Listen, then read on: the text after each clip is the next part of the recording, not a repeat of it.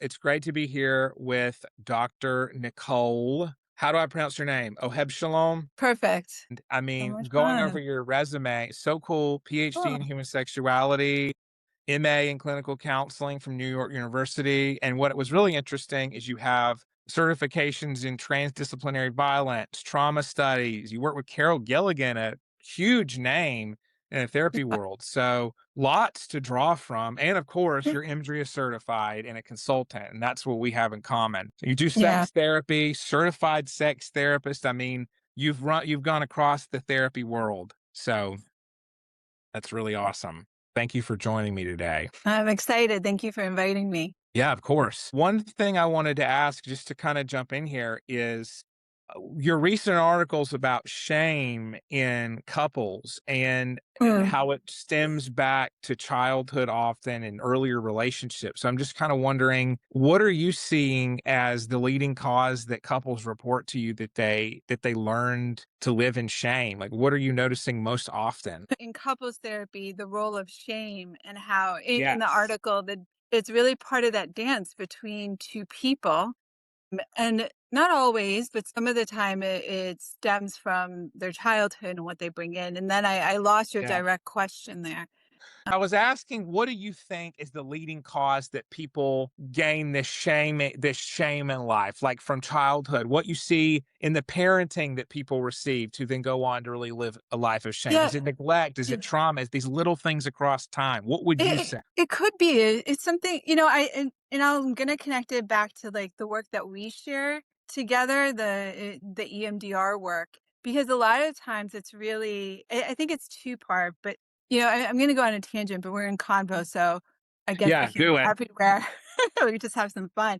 But the reason I love EMDR, it's really like one of my favorite things is because it goes really to the heart of things. And that is what our negative cognition is. It's, the messages that our body picked up, what we learned about ourselves within certain contexts is that's really the lie about ourselves. But we keep playing it out as if it's true because and it, and so a lot of the times in couples therapy, it's like a deeper avenue of that. So to answer your question, the role of shame, there you go. It is a little bit Yeah. clearer. Yeah. So the role of shame, it could stem from these negative cognitions that we feel that tension in our system. And we're just not quite sure. We're either frozen or in the fight, flight, freeze response. And so we're enacting it. And because this person means so much to us, we're still hunter and gatherers. We haven't moved away from that. So because this person Right. means so much to us and it's really our anchor in life, it does feel like life and death. In a sense, it is like life and death. When we break up with someone, they found that it really does impact our heart, our physical heart. Yeah. So, so part of this avoidance pattern or attachment pattern, all the attachment stuff that everyone's really into, there's a reason that people are into it. It speaks to them. And I think shame is a big part of that. I was just going to ask if you ever have people do anything, like let's say for everybody out there with EMDR therapy, we desensitize a traumatic memory with the emotions, physical sensations down to a zero. We try to get it to a 0 out of 10. Right. So we get through that. We install positive thought. We try to put a nice bow on it. And when it comes to shame that's acquired earlier in life, that's playing out through these enactments, as you so well put it, to use that analytic term, and couplehood, do you ever, when it's that reprocessing's fresh in the client's mind, have them do something different in their relationship or add some couples work onto individual EMDR in some way that really seals it in? I'd love to hear your thoughts on that. So if I'm working with someone, it's very different if I'm working with them individually or as a couple. So if Hmm. I'm working with them as a couple, sometimes I'll do flash technique, which is a form of reprocessing desensitization. So that's much easier to do on the spot with couples. But if I'm working with someone individually, or maybe sometimes like some deep brain reorientation is really helpful, just depends what's happening. But or parts work. But if I'm working with an individual and I'm noticing I'm like using these bigger terms that are kind of more clinical, so I'll explain better. But if I'm working with someone individually, how do I integrate the couples or I'll say relational work in two ways? Sometimes, it's a lot of I'm keeping in mind that most things are relational. So when the person Yes. walks in, I'm already thinking about their relationships or their culture. And so that's always part of the work. So, I'll use Laura Purnell's work around the figures, but within the type of couples work that I like is emotionally focused couples therapy. So I'll use that framework. I'll use that language. And so I'll kind of somehow integrate like the art of therapy. I'll somehow integrate that language into the reprocessing as like an interweave. It's hard to directly answer it because I'll just kind of do it. It's more intuitive. No, I A do the lot of this same. type of work is like kind of intuitive too. After you've done EMDR for so long, you'll just know when to do like parts work or like internal family systems or attachment work. Yeah. Wow. No, that's great. I could talk about that all day. I mean, having people fly into the insecurity and the attachment wound and like the loving eyes exercise. I think Jim Knipe created that one where you like Yes. hold your inner child. So powerful for attachment. Yeah. But it is also important to have the couple come in. So I work a lot, let's say, with pelvic pain. So a woman who Mhm. has vaginismus. And that's sometimes is a protective strategy. Sometimes a protective strategy from within that relationship, not that something went wrong, but maybe one partner learned from, maybe they're like super high performer, like very like the top performer. So they maybe Yeah. in their childhood they learned to really that they're capable of doing everything and they expect the Yes. same from everybody else. And but their partner who's extremely capable as well, maybe is not capable of what they're capable of. So there's a misattunement between both of them. There's an expectation. And so over time, they're well meaning, but over time, one person's body is shutting down as a protective mechanism. And then all of a sudden, pelvic pain comes into the picture because they're scared and they keep saying what their needs are, but it's being missed. And so now they're creating this dance together. One's pushing forward, one's moving away and shutting down. So there hasn't been sex for a year. It was very common. No sex for a year and just a lot of anxiety in the house. So maybe, there'll be some reprocessing around. So bringing in the EMDR and EFT work. So there'll be reprocessing and ego strength, like parts work and internal family system and boundaries and Yes. embodiment work, around the pelvic pain. But then every few weeks, you want to bring in the couple so they could process it together because once you're working on the shame, let's say, that's the avoidance pattern is intertwined with, you don't want to, then the person has to go home. And so that work has to get reinforced at home. What can they do together? How can they create new patterns together? Because that other person's also suffering and feeling like their attachment wound is getting reinforced and hurt. And also, you only know part of the story with one person. You don't really know what's actually happening until you meet the other person too. Exactly. You never know that. I think that's so beautiful to talk about the emotional, physical reactions that can be in the wake of trauma and how to non-pathologically help the couple through it. One partner pulling away, one trying to get closer, like the buildup and the anxiety causing more physical clamming up, the shutdown. Sounds like you do a great job working through that cycle that we see so often in any work with couples. Do you ever use couples work with your EMDR? Because I know some Um, therapists bring it actually into the EMDR work. I have not. I haven't been doing couples work in the last few years. I really focus on the individual, but I've known people to do it. An old colleague of mine, Liz Legg, back in Denver, does it. I think sometimes it'll be one partner going through the phase 3 through 6, like the reprocessing, the other one sitting there silently and then alternating another week. But you can't use that stuff in an argument later. And that's such a crucial part. I think people are innovating some interesting ways in couples EMDR, but I think your idea, like those interweaves are so useful and looking at the physical symptoms. I mean, there's so many different directions to go. Yeah. But for one, you bring up your women's health specialty. You have so much knowledge about that, which is exceptionally needed now in the therapy world. How has your nursing and fertility medicine Oh, background changed the way you conceptualize birth trauma or anything else in that realm? it's a good question. Well, I think you don't know. I was a nurse like over 20 years ago, so it was a while ago. But I think, when I was a nurse, I didn't stay in it too long, and partly for various reasons. But one of them, when I was working as a nurse, I was more interested in the therapy aspect of it, and particularly how it connected with the body. So I think that's what I focused a lot on the body in therapy. Yeah. Yeah.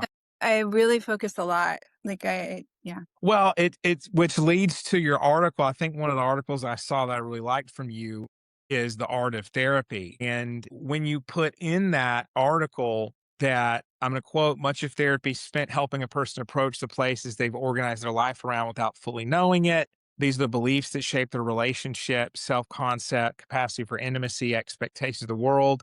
And you put in there beliefs like, I'm not enough, I'm too much, I will be left, I must not Mm. need. So, I was wondering, were you thinking of EMDR negative cognitions when formulating that, or is that just coincidental? Because those are exactly those cognitive elements of that embodied treatment that we do with EMDR. I don't know if it's like this for you, but the more I learn, I just kind of integrate things. Oh, yeah, definitely. Yeah. So so it's just where my mind always goes. Like I want to Mhm. know first when someone I'm trying to see where these anchors are of their negative cognitions. So it's just kind of how I orient myself. Yeah. No, Because I think it that's beautiful. go ahead. No, I I was think it is. agreeing with you. Yeah, that's all. Yeah.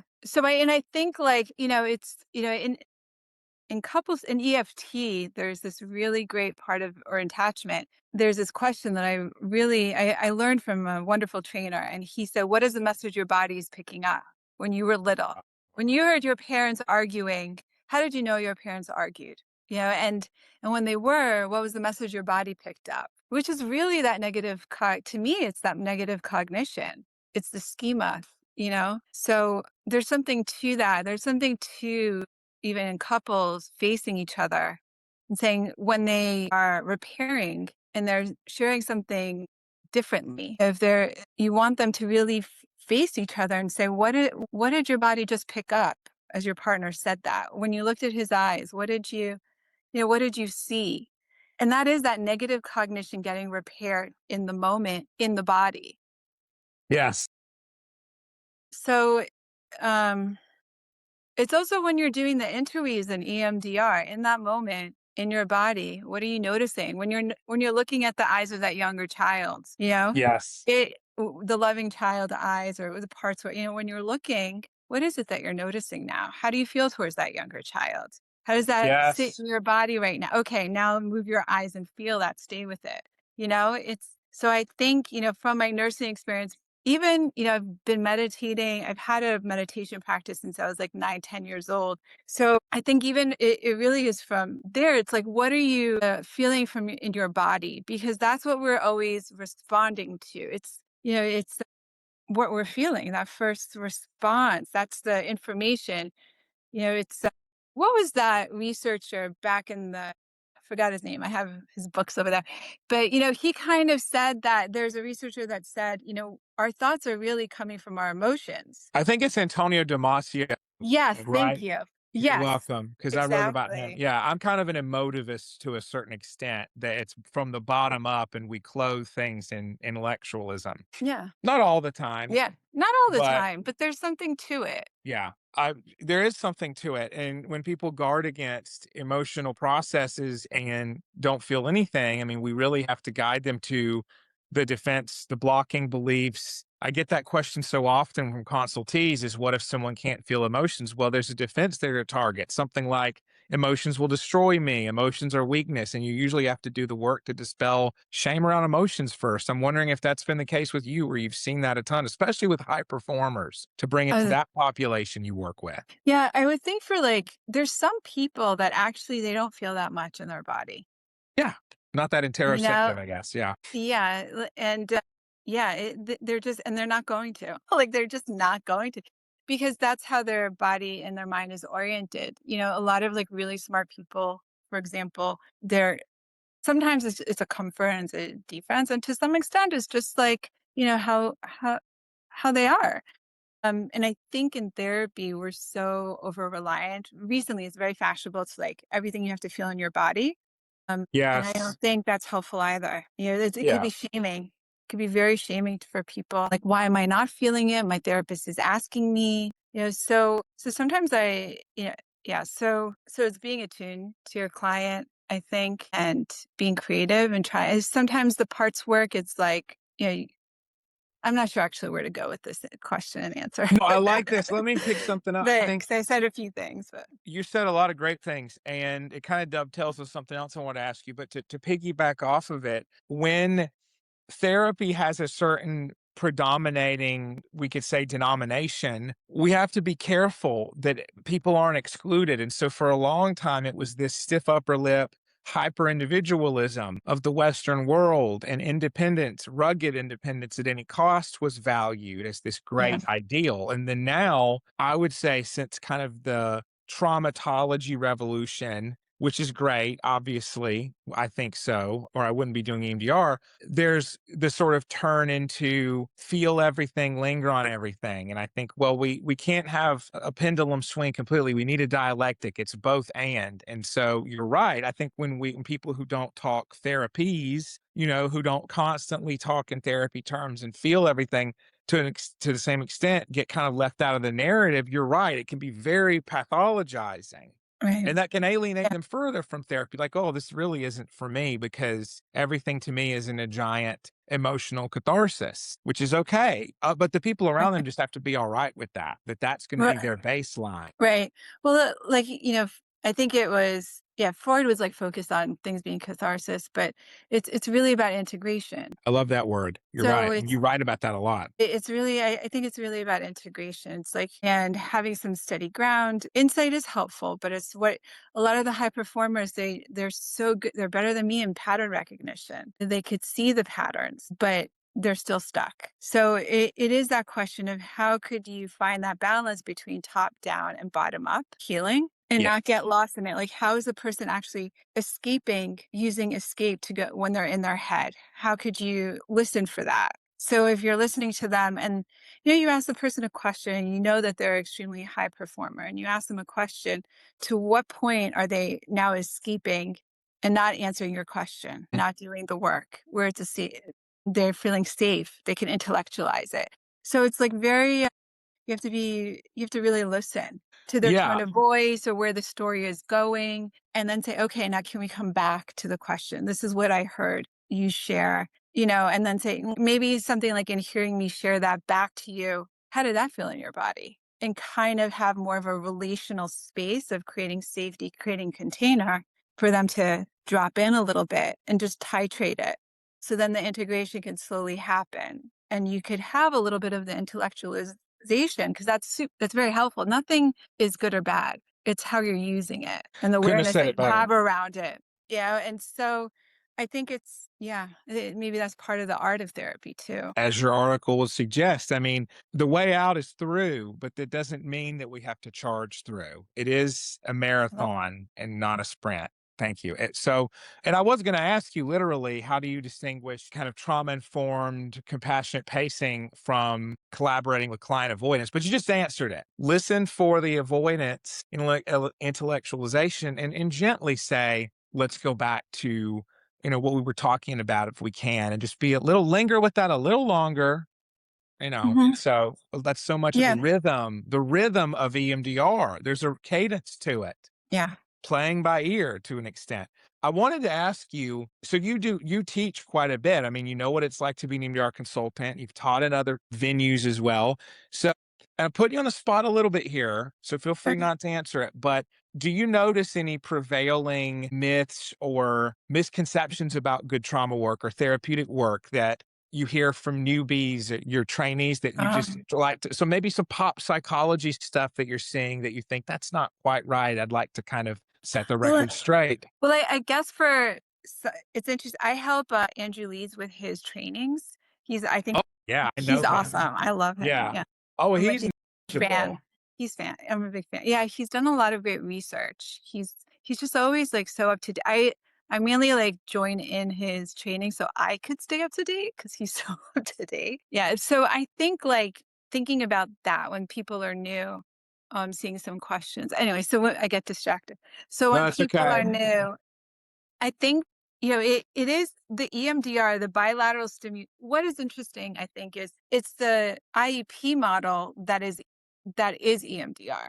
So EMDR is not just like moving your eye back and thinking about a memory and your eyes moving back and forth. Right. EMDR is we're trying to figure out what's maladaptive and how to create breadcrumbs for someone to have an adaptive response. Yes. Say a little more about the IEP model, if you would. What do Since, you well, you said Well, I think EMDR is that's like that a model. yeah, and I think, so right when a client walks in, at least this is how I learned it with Andrew, it's right when a client walks in, and you're holding that container, that in itself is the EMDR. You're already doing the work. Yes, you are.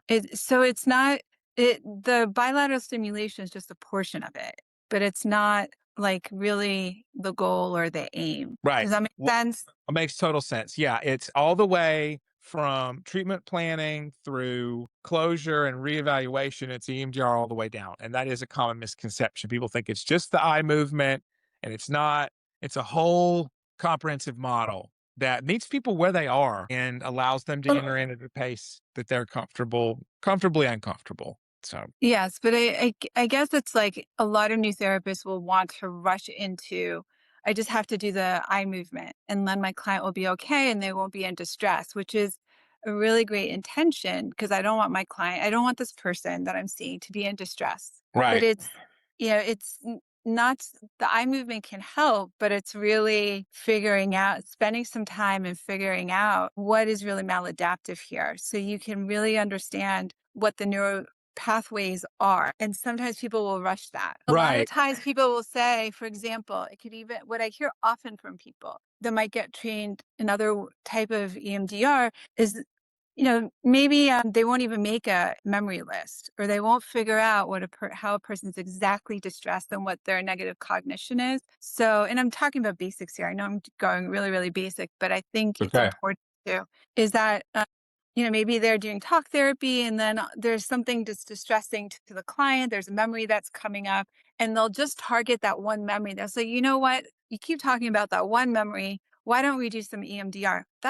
Maybe that could be a little bit helpful, but it's actually not. You have to spend time and see what is the neural pathway so you can actually make a change for that person. Does that make sense? Makes complete sense. A So, lot of therapists will do it this way. They'll just focus on the memory. yeah. So they'll just kind of do some drive-by bilateral EMDR therapy instead of doing more of a comprehensive treatment plan. Yes. Yeah. Because, yeah, that misses if there's something underlying that could come up later that could shock you, right? We want to minimize surprises when we can. We can't always minimize every last surprise, but we can do enough. And it really does take good treatment planning to start from. So I like that. What do you wish more people knew about working with high performers? Because you've learned quite a bit about that population. Yeah. It's a good question, but I'm also kind of looking at the comments. And Please go from there. I like to say one thing. This is all I think this is kind of doing like EMDR 101 I'm doing today. But It's okay. I think it's I dig important it. that. Yeah, I think also what's important in the case conceptualization maybe is to the slow rhythm is really to help strengthen something positive. It's not so much like reprocessing a memory, so which is wonderful. So a lot of Yes. times, I think in the beginning, it's good to do some parts work and see, you know, people come in. I don't know if you have this experience where people come in and they really want to focus on, I have to heal this trauma. And let's go into the memories really fast. They're like pushing the therapist to really focus on certain memories that are in their mind. Rightly so, but it's nice to slow it down and do some strengthening work and see how the client has their strengths. What was that term that we talked about that we were thinking of maybe talking about today? Resilience, like Yeah, how they exactly. are That's what I was gonna resilient say. Yeah. and how they are resilient and spend some time and have that framework for them because that can get integrated into the trauma work too. A lot of people who come in for trauma, they don't see themselves as resilient at all. No, they And don't. so, what do you think about that? I agree with you. I think strengths based is an amazing direction to go to add on to EMDR therapy as a lens. I mean, there's different what we call resource development installation techniques that you can do in EMDR therapy. And I know Andrew Leeds had a big hand in actually creating a lot of those. So essentially, some clients need a calm place, they need a nurturing figure, they need a wise figure, whatever you need. But also, sometimes if people need to recognize moments of strength and inner strength or wisdom or nurturing they've had or something from themselves, it can be great to help create that where they can really savor their past triumphs and do some slow tapping and noticing that because they haven't created what I call a positive memory playlist, things to go back to that say, I can do this. They just have these benchmark memories that say, I can't do it. Mm.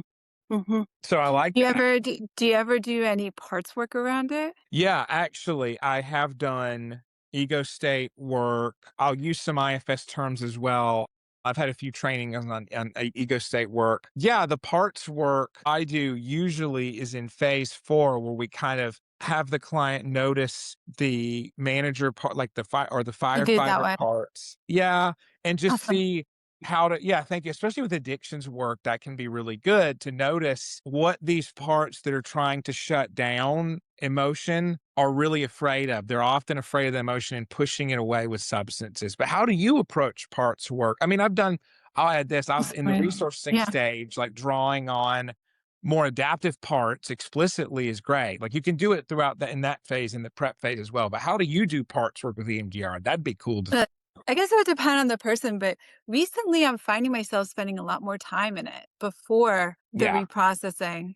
I've been really enjoying it, and I think it gives them it helps the work a lot too. So when someone's going into reprocessing, we can pull on these parts and have them connect to it and really see what the burden is that the part is holding on to. And I'm just seeing, particularly with like really chronic PTSD, I just find it really stabilizing for people. And they have this, they're getting to, even if they don't identify with this positive part, this strong part of that I'm noticing and kind of like working with, they don't yet believe it's them sometimes, but they can accept that they could use it outside of therapy.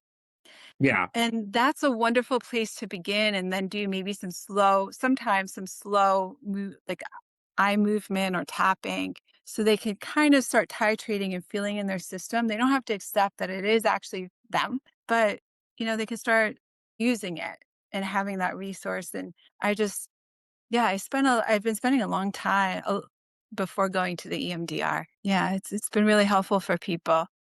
I find, particularly if they feel disorganized in some sense. So, Yeah, that's a beautiful reminder that sometimes when you set the stage enough in that trauma work with the preparation, with containment, with helping clients to draw on their positive internal states, the trauma work itself, that's the rockier part will go smoother, right? Measure twice, cut once, in yeah, essence. So very good reminder of that. And I mean, acting as if like inhabiting yeah, part of yourself. You can't identify it totally yet, fine, you can identify being it some other time, kind of expanding that window of tolerance. hmm, exactly, exactly.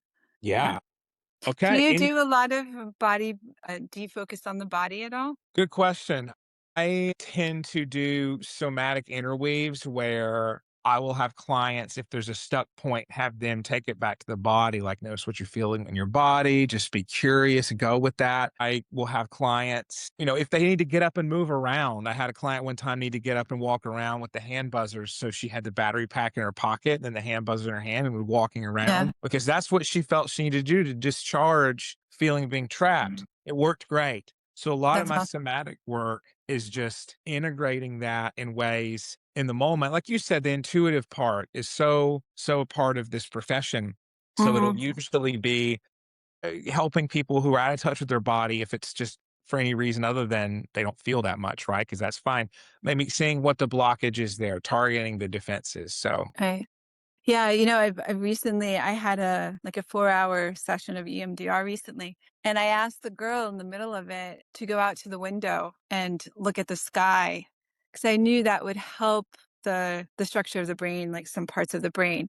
So I asked her to go look outside at the sky and then come back, and the reprocessing went in a whole deeper direction. It was very interesting. So Yeah. there's a lot that you could do with this work. Yeah. Yeah. Movement is good. Yeah. Yeah. What did you say is good? Moving around, I think it is Yes. good. Movement It therapy. well, movement with just moving a little bit with the EMDR, Yeah. um, even is helpful. Um, Well, yeah, that leads me to think if you like, do you know Odd de Jong's EMDR 2.0? Have you delved into his stuff at all? no, I haven't. I've heard of EMDR 2.0. It's like the thing the last few years, a lot of people are talking about it. Yeah. Well, yeah, and I'll just add because a lot of it is adding additional forms of attention taxation. So having people do another task. So maybe having them walk or tap in different cadences that are different than just the typical back, forth. Mhm. So there's some interesting elements there that I think of when you talk about the body work, like adding in something else that's grounding, adding something in that pulls you a little bit more into the present and taxes that working memory to help you go up that hill and down the roller coaster of reprocessing. Yes.